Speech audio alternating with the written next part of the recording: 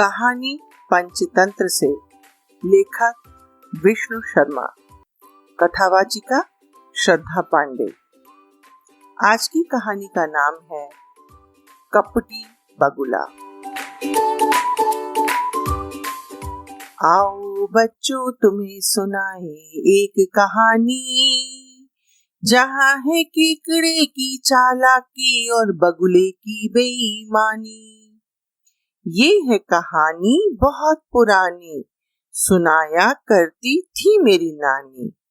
कहती नानी, झूठ पर पर्दा सदा नहीं रहता, देर सवेर बुरे कर्म का बुरा फल जरूर मिलता। इसमें केकड़े की कहानी है या बगुले की? दोनों की बेटे। पर नाम तो बगुले भगत है। हाँ, नाम तो बगुला भगत है, पर कहानी में तो कई लोग होते हैं और इस कहानी में भी बगुला भी है, साथ में मछली है, केकड़ा है और बहुत सारे जीव जंतु हैं। तो सुनो कहानी। एक था जंगल बहुत बड़ा, नदी झरनों से हरा भरा। क्या था?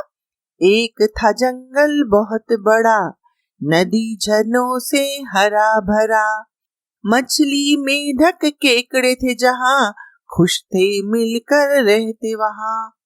फिर आया चालाक बगुला।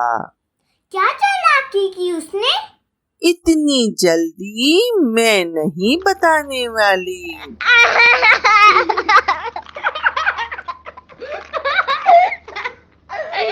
हाँ, तो एक जंगल था जहाँ एक चालाक बगुला रहता था। और जंगल का नाम सुंदरवन था। अरे, ये तो बड़ी अच्छी बात है कि सभी बच्चों को वन का नाम जो याद हो गया। वो इसलिए क्योंकि हम आपके कहानी सुनते हैं। ये तो और भी अच्छी बात है, कहानी जरूर सुनना चाहिए। पर मेरी मम्मी कहती है कि अभी मेरे पास समय नहीं है, इसलिए कहानी नहीं सुनाती। कोई बात नहीं, तुम सब लोग मोबाइल पर पंचतंत्र की कहानी सुना करो, ठीक है? तो कहानी शुरू करें? जी। अच्छा तो सुनो। उस जंगल में जो नदी थी, बगुला वहीं आकर रहने लगा। वह अब बूढ़ा हो गया था। जब भी कोई मछली या जल के जीव पकड़ने की कोशिश करता, वे तुरंत भाग जाते। कई बार बगुले को पूरा पूरा दिन भूखे रहना पड़ता था। नदी किनारे अपनी एक टांग पर खड़े खड़े दिन भर बगुला बिना मेहनत किए कैसे खाना पाया जाए, इस बात की युक्ति सोचा करता था। कौन सी युक्ति? अरे पहले कहानी सुनो। सुन तो रही हूँ। मुझे ये जानना है कि बगुले ने कौन सी युक्ति लगाई। बताती हूँ, थोड़ा धैर्य रखो। हाँ, उसके दिमाग में एक बात आई। वह नदी के किनारे कोने में खड़ा हो गया और मोटे मोटे आंसू टपकाने लगा। उसे इस तरह रोता देखकर केकड़ा उसके पास आया और पूछा, अरे बगुला भैया, क्या बात है, रो क्यों रहे हो? बगुले ने रोते रोते कहा, क्या बताऊं केकड़े भाई, तुम तो देख ही रहे हो, मैं बूढ़ा हो गया हूँ। बस गिनती के दिन बचे हैं। मुझे अपने किए पर बहुत पछतावा हो रहा है, क्योंकि अपनी भूख मिटाने के लिए आज तक न जाने कितनी मछलियों को मैं मारकर खा चुका हूँ। अच्छा हुआ जो मुझे बाबा जी मिल गए। बाबा जी? हाँ, बाबा जी। उनसे मिलकर मैं अब तपस्या करने यहाँ चला आया हूँ। ओम नमः शिवाय, ओम नमः शिवाय। ये तो बड़ी अच्छी बात है कि तुम बदल गए हो। अब शिकार नहीं करोगे तो हम निश्चिंत यहाँ पर घूम सकेंगे। जाओ जाओ बच्चे, घूमो फिरो, ये नदी तुम्हारी है। क्या बगुले उसे कहते हैं जो सफेद रंग का बड़ा सा पक्षी होता है। हाँ, और वह पानी में रहने वाले जीव जंतुओं को खाता भी है। पर अभी तो बगुला बोल रहा था कि वह किसी को नहीं खाएगा। अरे वो बोल तो रहा था, पर अभी कहानी खत्म कहाँ हुई। अब आगे सुनो। हाँ, तो बगुला ने फिर अपनी आंख बंद करके ओम नमः शिवाय, ओम नमः शिवाय का जाप करने लगा। केकड़े ने यह जानने के लिए कि कहीं बगुला झूठ तो नहीं बोल रहा है, सावधान होकर उसके आसपास घूमने लगा। उसे देख देखकर बगुले के मुंह में लार टपक रहा था, पर वह शांत भाव से ओम नमः शिवाय का जाप करता रहा। दूसरे दिन केकड़ा फिर आया तो बगुले को ओम नमः शिवाय का जाप करते पाया। अब वह निश्चिंत हो गया और भागा भागा गया सभी जीव जंतुओं को बुलाकर खबर देने लगा। अब नहीं बगुले का डर, बगुला दादा गए बदल। अब नहीं बगुले का डर। सारे जीव केकड़े के पास आकर बोले, अरे ऐसा कैसे हो सकता है? हाँ, पक्की खबर लाया हूँ। ये तो बहुत अच्छी खबर है। अपनी आंख मटकाती हुई मछली बोली। मेढक ने कहा, इतनी जल्दी हम बगुला दादा पर भरोसा नहीं कर सकते। कल मैं सावधानी पूर्वक जाऊंगा और पता लगाकर आऊंगा। तब तक तुम सभी उससे दूर रहना। मेंढक तो बहुत चालाक निकला, क्यों है ना? हाँ, है तो। अब भाई दूसरे दिन मेढक जी डुपुक डुपुक डुपुक डुपुक चल दिए हालात जानने के लिए। वहां जाकर देखा तो बगुला जी ओम नमः शिवाय का जाप कर रहा था। उसने हल्की सी आंख खोलकर देखा तो मेढक वहां पर उसकी चौकसी कर रहा था। मेढक उसके बहुत पास था, बहुत बहुत बहुत पास।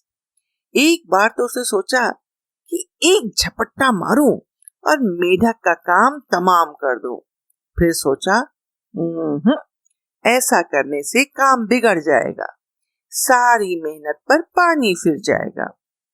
मेढक ने कहा, बगुला दादा, अरे ओ बगुला दादा।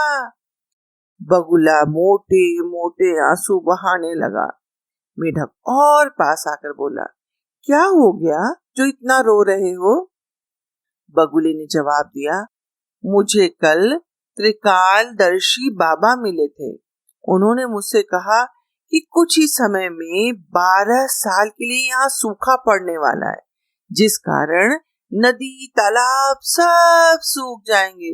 फिर तुम लोगों का क्या होगा? हाँ, हम सब तो मर जाएंगे, मेढक ने कहा। फिर पूछा, इसका कोई उपाय भी तो बाबा जी से पूछो। ठीक है, कल पूछ कर आता हूँ, फिर बताता हूँ। ऐसा कहकर बगुला फिर से ओम नमः शिवाय का जाप करने लगा। फिर आंख खोलकर बोला, अरे बाबा ने दर्शन देकर कहा, दूर यहाँ से है एक तालाब, पानी जिसमें रहता साफ, कल कल बहता, छल छल बहता, निर्मल जल कभी न सूखता। अच्छा, पर हम वहां कैसे पहुंचेंगे? मेढक ने पूछा। बगुले ने आंख बंद की और कहा, ये तो बहुत बड़ी समस्या है, रुको मैं कुछ सोचकर बताता हूँ। क्या उपाय बताया उसने? ओफो, कितने प्रश्न पूछती हो? कहानी में प्रश्न नहीं पूछा तो मजा कैसे आएगा? हाँ हाँ, पूछो पूछो। मैं ये जानना चाहती हूँ कि उसने क्या उपाय किया? उसने कहा कि मेरे पूजा पाठ का क्या फायदा यदि तुम लोगों को न बचा सकूं। यदि तुम लोग मुझ पर भरोसा कर सको तो मैं एक एक को अपनी पीठ पर बैठाकर वहां छोड़कर आ सकता हूँ। उसकी ये बात सुनकर सारे जानवर खुश हो गए। फिर क्या हुआ? फिर आया दिन वह अगला, तैयार खड़ा था कपटी बगुला। पंख फैलाया, आंख मटकाया, फिर मछली को पीठ पर बैठाया। मछली बोली आंसू भर कर, गलती माफ कर देना अपनी समझकर। मछली थी खुशी से बेहाल, नहीं पता था कि आ गया काल। पटक पत्थर पर बगुला खा गया उसको मार, बगुले की हित थी यह चाल। एक एक कर सबको खा गया मार, फिर आई केकड़े की बारी। इस बार थी बगुले की किस्मत मारी। क्या हुआ बगुले को? जैसे ही बगुले ने केकड़े को अपनी पीठ पर बैठाया और उड़ चला। बगुला जब केकड़े को अपनी पीठ पर बैठाया और उड़ा, तो एक चट्टान के पास पहुंचकर केकड़े ने नीचे देखा। वहां बहुत सारे जीव जंतुओं की हड्डियां दिखाई पड़ी।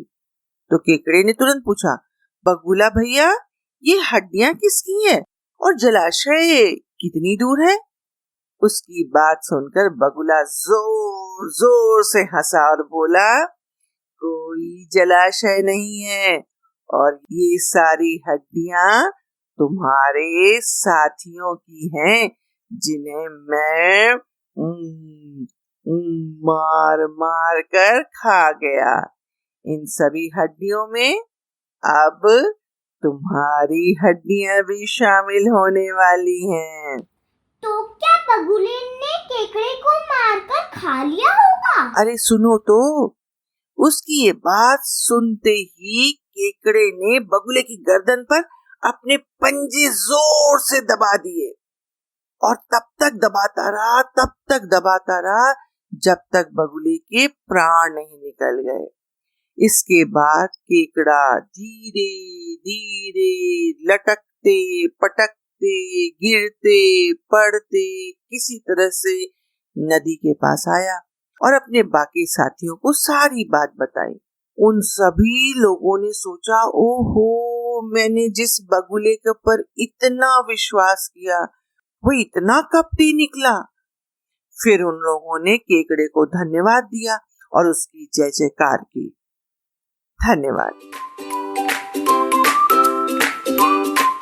अच्छा, इस कहानी से तुमने क्या सीखा ये बाद में जानेंगे, पर पहले क्या तुम दोनों अपना अपना परिचय देना पसंद करोगी? जी। ठीक है, पहले कौन बताएगा? मैं। अच्छा आदिरा, तुम ही बताओ। मेरा नाम आदिरा एन घोष है और मैं शिवनाडर स्कूल में पढ़ती हूँ। और अब तुम?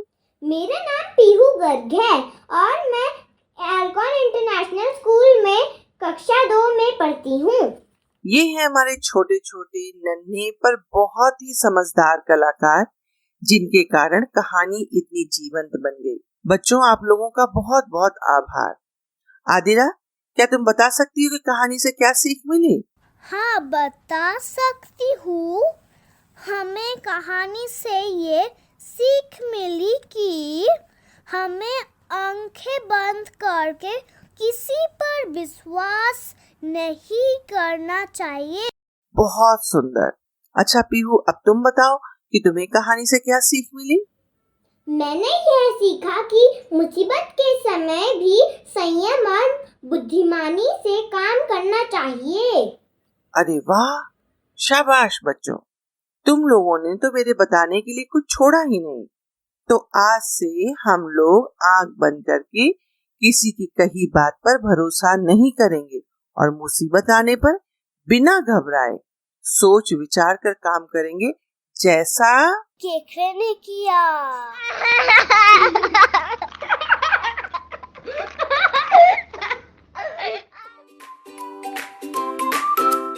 तो प्यारे बच्चों, यदि आपको मेरी कहानी पसंद आई हो तो इस कहानी को सब्सक्राइब कीजिए और अपने मित्रों के साथ साझा कीजिए। बहुत जल्दी हम एक दूसरी कहानी के साथ फिर मिलेंगे। तब तक के लिए स्वस्थ रहो, मस्त रहो।